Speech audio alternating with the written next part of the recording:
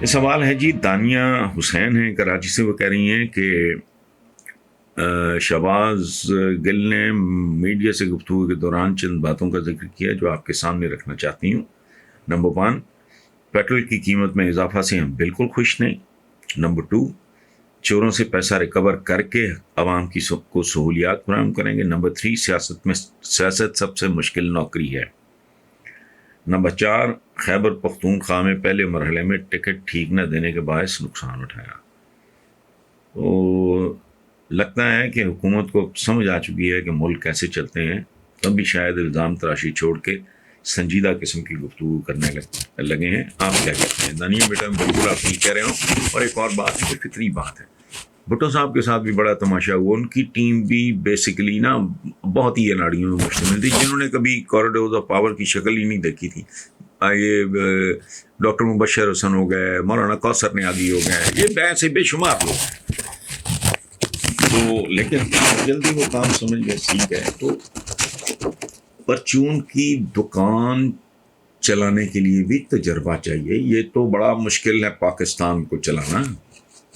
میں نے تو کہا پرچون کا کھوکھا چلانے کے لیے بیٹا کتنے تجربہ ہے اس میں.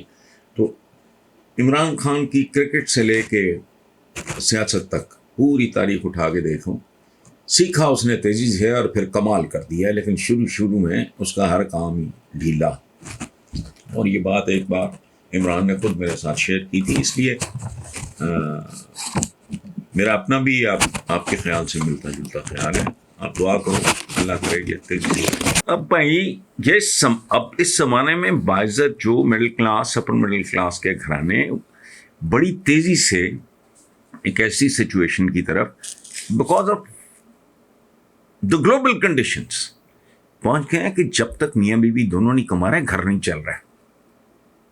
اور آنے والے دنوں میں یہ انتہا پہ پہنچ جائے گا. لیکن یہاں بے شرم بے حیا اور احمق اپنی اپنی ڈیفینیشنز لے کے بیٹھے ہیں.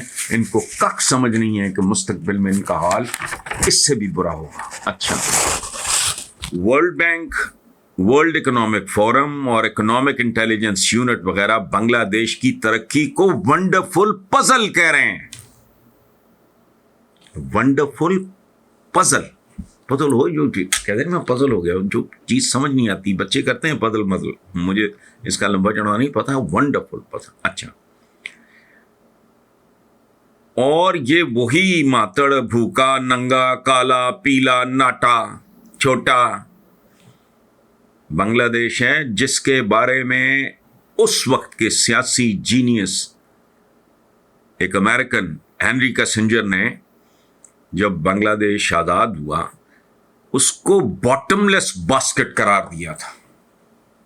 یعنی ایسی ٹوکری جس کا پیندہ ہی نہیں ہے، نیچے سے گلی ہوئی ہے. آج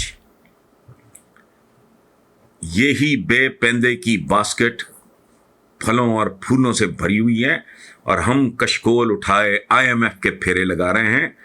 دنیا بنگلہ دیش کی حیران کن ترقی پہ کتابیں لکھ رہی ہے. اچھا، ایک کتاب کا نام ہے بنگلہ دیش the test case of development.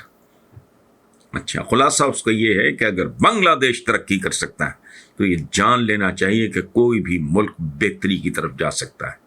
لیکن اس کے لیے سب سے پہلی چیز جو ہے وہ انصاف،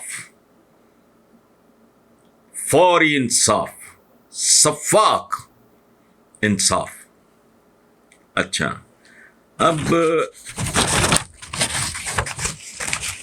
ہم آدھی گوائی عورت فلانا آدھی عورتیں، منیر نیازی صاحب اللہ غریق رحمت کرے عظیم ترین شاعروں میں سے ایک، وہ کہا کرتے تھے کہ پاکستان نے کیا ترقی کرنی، یہاں تو آدھی آبادی دیواروں دروازوں کے پیچھے بند کر کے باقی آدھی آبادی ان کی حفاظت پہ بیٹھی ہے. سو میرے بھائی یہ جو آپ نے بنگلہ دیش کی بات کی ہے نا، تو یہ ایک ریالٹی ہے. میں نے تو پچھلے دنوں میرا خیال چند ہفتے بھی نہیں ہوئے، میں نے تو بنگلہ دیش، میں نے وہ کہا تھا پتہ نہیں کیا کریں، میں نے کہا چھوڑو پاکستان کو بنگلہ دیش ہی بنا لو، باعزت باوقار ملک ہے. اچھا، اور کمال آپ کو بتاؤں، پاکستان یہ تو بیچارہ پتہ نہیں اب ہمارا حال کیا ہے، بنگلہ دیش نے بہت سے انڈیکیٹرز کی روشنی میں بھارت کو بھی مات کر دیا ہے۔ 2011 سے 2019 تک بنگلہ دیش کی ایکسپورٹس میں 8.6% کے حساب سے اضافہ ہوا، جبکہ پوری دنیا میں یہ شرح تھی 0.4%۔ بنگلہ دیش کی اکانومی کا حجم 410 بلین جبکہ پاکستان کی تقریباً 260 بلین۔ لیکن مصیبت یہ ہے کہ ڈوب مرنے کے لیے غیرت کی بھی ضرورت ہے۔ بڑکیں، میرے کالم کا عنوان تھا بڑکیں بند بنگلہ دیشی بن کے دکھا دو۔ تو آپ نے جو کہا وہ ایک بنیادی حقیقت ہے جسے پوری دنیا مان رہی ہے۔ میرے اور آپ کے کہنے سے کیا فرق پڑنا ہے؟ یہاں لا اینڈ آرڈر نام کی کوئی چیز نہیں، نہ عدالتی انصاف ملتا ہے، 3 نسلیں برباد ہو جاتی ہیں، نہ اقتصادی انصاف کا کوئی تصور ہے۔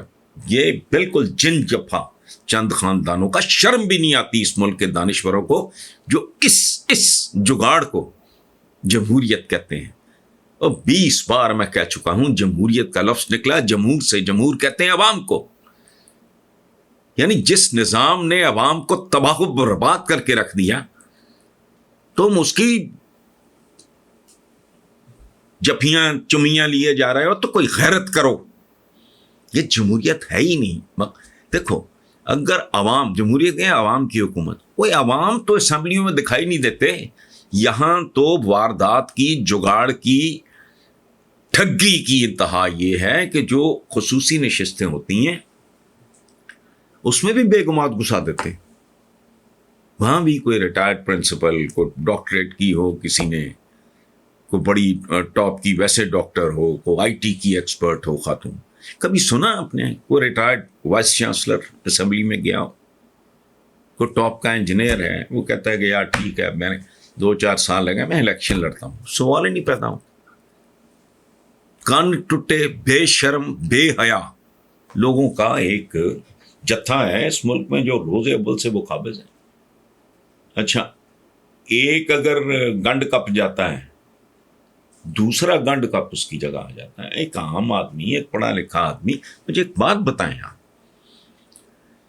پاکستان میں لوور مڈل اور مڈل کلاس کے بچے کس میدان میں انہوں نے ڈنکا نہیں بجائے؟ کھیلوں سے لے کے شاعری تک، نثر تک، جج بنے، جرنیل بنے، بیوروکریٹ بنے، اعلیٰ ترین مصور بنے، سنگر بنے، شاعر بنے، you name it, I T کے ایکسپرٹس بنے، پتہ نہیں کیا، ڈاکٹر بنے، انجینئر بنے، اسمبلی کا ممبر نہیں۔ اس کی وجہ ہے وہ رستہ ہی ایسا ہے جس پہ جانے کی اجازت یا تو کنٹٹے کو ملتی ہے یا وہ جو کنٹٹا بن جائے، پیدائشی طور پہ کنٹٹا نہ بھی ہو، وارداتیں کرے، پیسہ پوسا اکٹھا کرے، بے شرمی بے حیائی کا سٹاک ہو، پہنچ جاؤ، ختم۔